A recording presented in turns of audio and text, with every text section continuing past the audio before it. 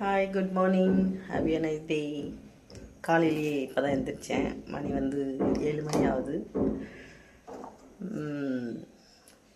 Weight loss பண்ணலான்னு ஒரு 4 நாள் டயட் இருந்தேன். நேற்று சண்டே நல்லா மீனை வந்து வெட்டுன்னு வெட்டிட்டேன். அதனால் இந்த கஷாயம் போட்டு வச்சுருக்கேன்.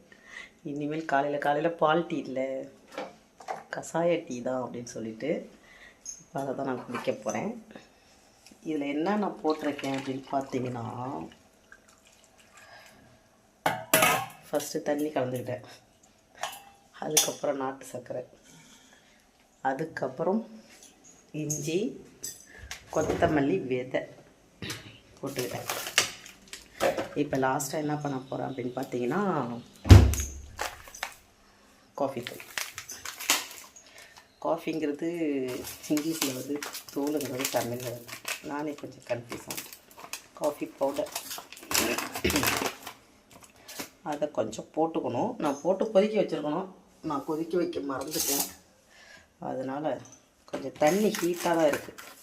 அதுக்காக அப்படியே இந்த தண்ணியில் கொஞ்சோண்டு போட்டு ஒரு கலந்து விட்டுறணும்.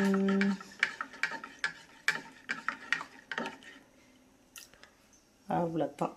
கலந்து விட்டு மறுபடியும் இதை இப்படி வைக்கக்கூடாது, மறுபடியும் க்ளோஸ் பண்ணி அதில் வந்து நான் குஷி பின்னு போடுவேன்.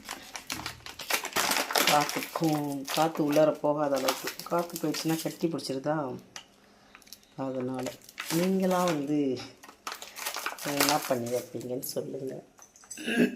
நான் பேசுகிறது அறுக்கிற மாதிரி இருந்தாலும் கொஞ்சம் தாங்கிக்கோங்க. நம்மளும் எங்கேயாவது யூடியூப் சேனலில் வீடியோ போட்டு பொழைக்கலான்னு பார்க்குறோம். பிள்ளைங்க பொழைக்க விட மாட்டேங்குதுங்களே. பொழைக்கிறதுங்களே பொழைக்க வச்சா எப்படி? எங்களை மாதிரி ஆளையும் கொஞ்சம் பொழைக்க வைக்கணும்ல. சூப்பர், அருமை. ஆனாலும் பால் டீ குடிக்கிற சுகம் வந்து இதில் வரமாட்டேங்குது. இதை குடித்தா தான் கொஞ்சம் வெயிட் லாஸ் ஆகுது. எனக்கு அதுலேயே தான் மைண்ட் செட்டு போகும்.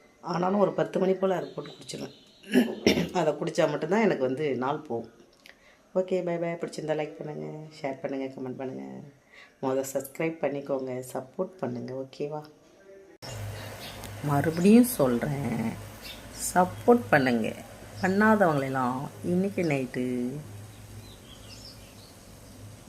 மலேரியா பூசு வந்து கடிச்சு மலேரியா காய்ச்சல் வர வச்சிரும்.